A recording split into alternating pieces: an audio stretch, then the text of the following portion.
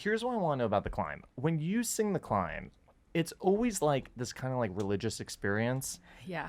Does it feel when you sing it, like to us, it feels like so incredible and iconic? Does it feel like one of your best songs when you sing it? Or does it just feel like the one that had like this big pop moment? Yeah. Do you feel like it's one of your best songs? I think it's a really good song. During that time, though, I remember when I wrote that song, or when it was selected, I had written so many songs that I felt like were as good. Like, Yeah. I know that sounds strange to say now after it becoming the song it is, but at that time I was so, like, kind of beat down by, the journey of 10 years being here and writing songs, that it was just another song. It was another song that just went into the vault. Yeah. So there's that. So I don't necessarily sit up there and go, this is amazing. But what I do think that's fascinating about when I sing it is what it means to me when I sing it versus what it means to y'all.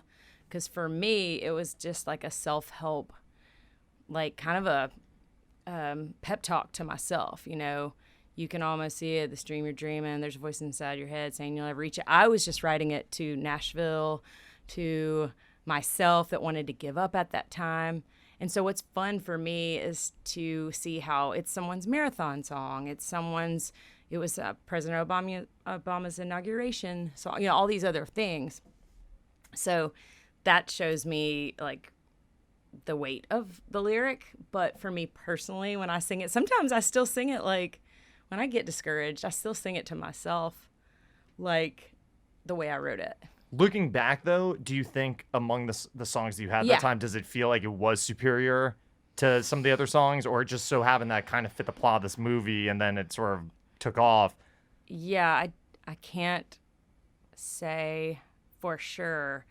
It was a 10 amongst 6s. I think that I thought it was an 8, and I had other 8s, I definitely, when I wrote it that day, didn't walk out the door and be like, I just changed my career. I do think, though, I don't know if you know the story behind the actual inspiration of the song, but that morning I was driving into work. Yeah, you were just kind of humming the melody, right? Yeah, and like I do know that I felt a whisper, some kind of voice in my head saying, stop, listen to this. This is important. And the word classic came over my head, even so much that I thought, is this Islands in the Stream? Is this, I kept thinking, what song is this? It felt classic. The word classic came to me. But other than that, like I said, there's so many 10 years of writing before that. Right. So why would I think this song's any different? Wasn't it originally called It's the Climb? Correct. And the It's got dropped, which is kind of like a Facebook moment. And it was, I remember when the director and the head of Disney approached us on rewriting the lyric for a 15-year-old, because there was a little bit more mature. It was a little more spiritual, and they had like prayers and like a couple other things like that.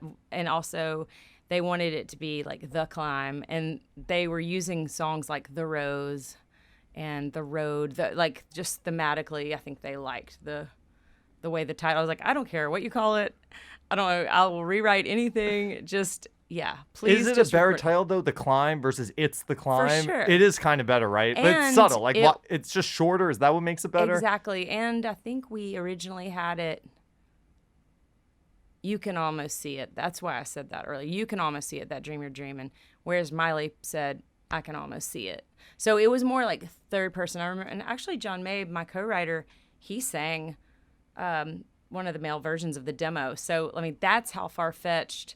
It wasn't like I thought, oh my gosh, this song sounds so Miley Cyrus. Right. So Hannah Montana. I didn't even have kids yet, so I didn't know really what they would want.